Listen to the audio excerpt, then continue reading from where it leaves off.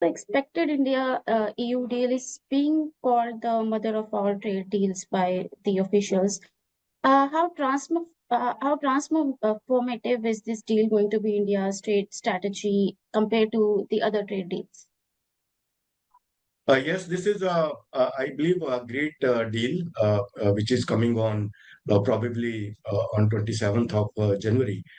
And I think this will be the great FTA with the EU, as India is signing all FTAs with a lot of homework and with the proper give and take.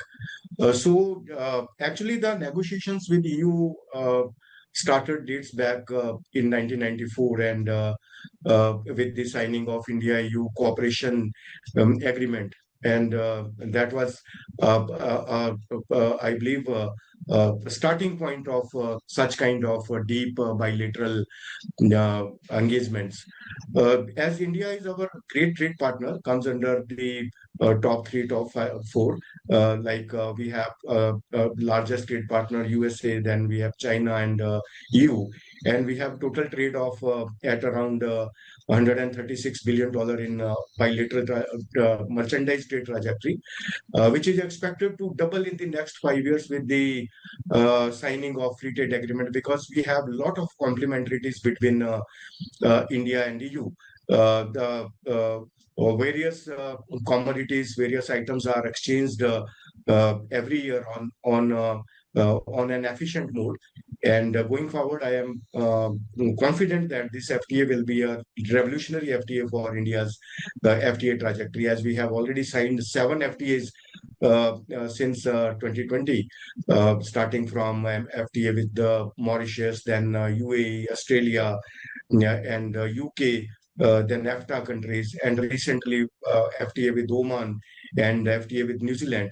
So this trajectory of FTA is going to become very fruitful in the coming times, as we have already great trade with the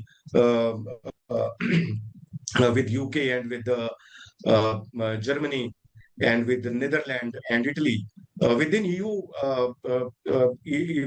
countries, we have Germany, Italy, Netherlands, all are very promising trade partners. And going forward, we believe that this FTA will again enhance the trajectory of our bilateral trade. Yes, sir. So, which sectors in India are going to be the clear winner after this deal? And are there any sectors where India needs to be cautious? No, I think earlier there were some apprehensions about the some sectors like food processing and some related items in the same trajectory, and some automobile. But now I believe all apprehensions are removed, and we are ready to sign the free trade agreement. And I believe we have a lot of opportunity in our machinery and transport equipment exports, then the chemicals and many manufactured goods. And as we also import from EU machinery and transport equipment and chemicals and related manufacturing goods, mineral fuels, and specifically we import electrical machinery and organic chemicals and nuclear reactors and boilers, mineral fuels. So many items are exchanged between India and EU. So going forward, I think this trajectory of items is also going to be diversified with the addition of many other new items. And because the meaning of FTA is to diversify our trade portfolios from restricted items to the expanded items, so that the people are benefited, because the ultimate objective of any FTA is to create welfare in their respective territories. So this FTA is going to provide a great welfare within the European Union region and in India also. Yes, sir. But EU rules on environment and carbon emissions are often cited as a big challenge. How big of a challenge do you see for the Indian exporters? See, when your intent is good and you want to enter in bilateral engagements, then every problem is solved with the negotiations. So I believe with the many negotiations since the last many years now are becoming fruitful and visible at the ground, and there will not be any challenge from the environment related issues or the food related issues or the auto parts, or all these things will be very efficiently covered in the FTA. Yes, sir. Sir, does the India-EU trade deal strengthen India's bargaining positions in other trade negotiations as well, particularly the US in context of the current tariffs? Yes, because now we are diversifying our trade trajectory. We are not that much dependent on US. If you go by the numbers, we have another 14, 15 markets like Netherlands, Italy, Brazil, Middle East, and the South Africa. Then in Asian countries also. Our trade is significantly growing with these economies more than US. With US, our exports grew at around 15% during the last 3, 4 financial years.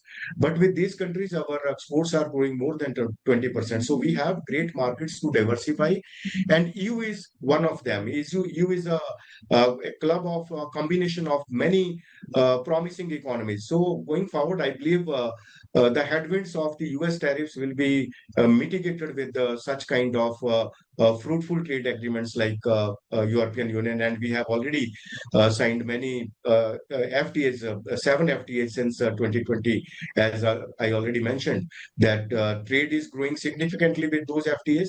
I was going through the numbers that total trade with these FTAs grew from 2021 to 24-25 more than 90%.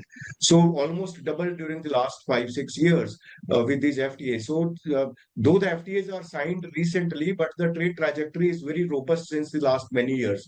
So like EU also, we have a great trajectory of $136 billion, which is expected to be doubled in the next 5, 6 years. And I am expecting that bilateral trade will be at around $300 billion by 2030-31. Yes, sir. Sir, I have one question regarding the trade negotiations with the US as well. Recently, US lawmakers have urged President Trump to seek lower tariff on Indian pulses like lentils and peas. What does this signal for India's trade negotiations with the US? I think Trump's statements are very volatile. He changes his statements very quickly.